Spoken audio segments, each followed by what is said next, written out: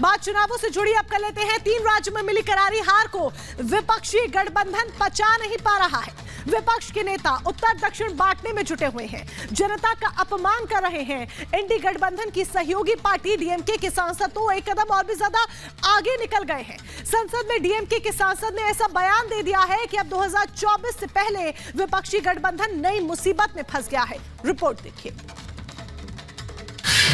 Power of this BJP is only winning elections and mainly in the heartland states of Hindi and what we generally call as the Gomutra states.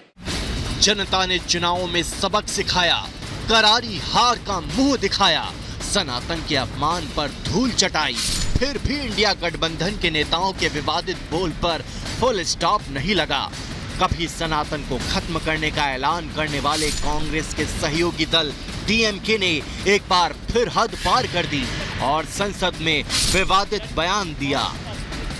The people of this country should think that the power of this BJP is only winning elections and mainly in the heartland states of Hindi and what we generally call as the Gomutra states. You cannot come to South India. देश की संसद में खड़े होकर गौमूत्र और जनता का मजाक बनाने वाले इस नेता का नाम है सेंथिल कुमार। इनकी पार्टी की तमिलनाडु में सरकार है। स्टालिन मुख्यमंत्री हैं, जिनके साथ खड़ी है कांग्रेस, जो हिंदी पट्टी के तीनों राज्यों में चुनाव हार चुकी है। इसलिए अब उसके साथी बीजेपी पर खींच निकाल रही हैं। तभी तो बीजेपी भड़क गई। जिस तरह से बार बार इस पे अटैक करते हैं, वो समय दूर नहीं है जब उनको उन्हीं की जगह के लोग गद्दी से उतार फेंकेंगे और तब बताएंगे कि इस देश में संस्कृति, सनातन, सत्य का, गाय, धरती, भूमि का कितना बड़ा महत्व है। प्रधानमंत्री जी की बातों को कुछ ही घंटों में सच साबित कर दिया पूरे इंडी गठबंधन ने कि किस प्रकार की नकारात्मकता और किस प्रकार की विभाजनकारी और नफरती सोच की दुकान है ये। और ये कोई एकलौता डीएमके की सोच या डीएमके की बात नहीं है, ये पूरे इंडी गठबंधन का बयान है। बीजेपी के और भी नेताओं ने इस बयान के खिलाफ मोर्चा खोल दिया है। संसद में संग्राम मचा तो सांसदों ने सेंथिल को खरी खोटी सुनाई। वो आपको बताएंगे, पहले एक बार फिर सुनिए सेंथिल ने क्या कहा। The people of this country should think that the power of this BJP is only winning elections and mainly in the heartland states of Hindi and what we generally call as the Gomutra states. You cannot come to South India. BJP की जीत से इतनी चिढ़ है, सनातन का अपमान करने वाले हार का मुंह देखने के बाद भी विवादित बयान देने से भी बाज नहीं आए। हालांकि इस बार इंडिया गठबंधन में इस विवाद पर फूट पड़ गई। डीएमके के साथी दल भी उसके खिलाफ खड़े हो गए। डीएमके के नेताओं की अगर यही हरकतें रहीं और सनातन धर्म के खिलाफ इसी तरह की बकवास वो करते रहे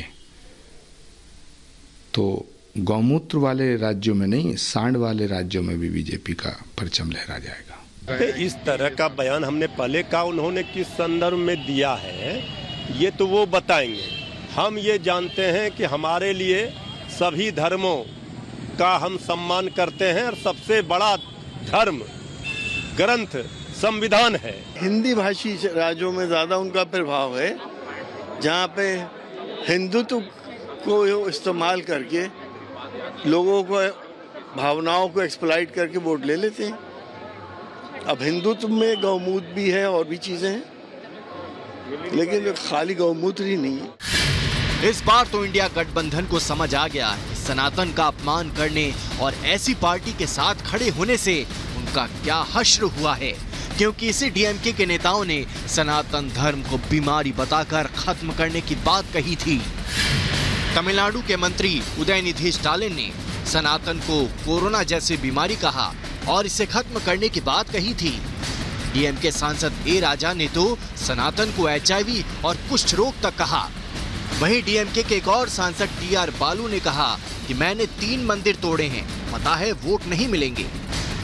यही हुआ भी, लेकिन कांग्रेस के साथ और डीएमके के जिन हिंदी पट्टी के राज्यों को गौमूत्र राज्य बता रही है, वहां से कांग्रेस का सफाया हो गया। हालांकि अब उसके नेता भी सनातनी होने का दावा कर रही हैं। डीएमके की अपनी अलग राजनीति है, कांग्रेस उस राजनीति से सहमत नहीं है। कांग्रेस सनातन धर्म को भी मानती है, कांग्रेस गौ माता को भी मानती है और हम जो है हमारे सबके यहाँ गौवें पलती हैं और कांग्रेसी इस तरह का नहीं, कांग्रेस सबको साथ लेके चलने में विश्वास करती है। ये लोग इस प्रकार की गंदी और ओछी बातें करने वाले लोग जो सनातन को गाली देते थे, आज इन लोगों को तमाचा लगा है, अभी आधा तमाचा लगा है। अब थोड़े दिन के बाद पूरा तमाचा जब लगेगा, अभी आधा साफ हुआ है, पूरा साफ हो जाएंगे। इस प्रकार की हल्की टिप्पणी करना ये कदापि उचित नहीं है और ऐसे लोगों को लोकसभा के अंदर जनता सबक सिखाएगी। लोकसभा में तो उसी वक्त हंगामा खड़ा हो गया जब डीएम के सांसद ने बीजेपी की जीत पर विवादित बयान दिया, लेकिन खबर फैलते ही संत समाज भी आक्रोशित हो गया।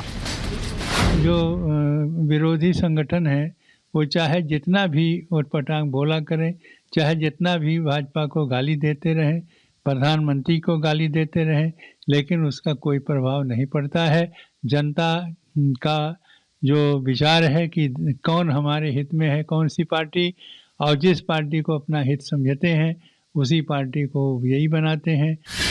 सियासत के लिए नेता सनातन गौ माता गौमूत्र का अपमान करते हैं।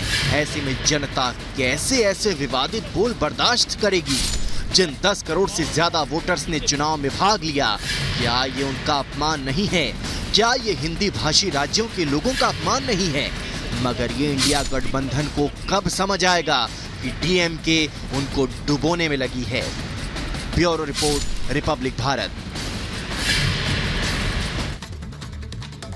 और चलिए अब बात करते हैं संसद के शीतकालीन सत्र से जुड़ी हुई, जिसका आज तीसरा दिन है। दरअसल लोकसभा में आज जम्मू कश्मीर पुनर्गठन बिल पर चर्चा होनी है। अगर ये बिल संसद में पास हो जाता है तो ये जम्मू कश्मीर के विस्थापित कश्मीरी पंडितों के लिए किसी ऐतिहासिक पल से कम नहीं होगा। पूरी डिटेल्स इस रिपोर्ट के जरिए देखिए।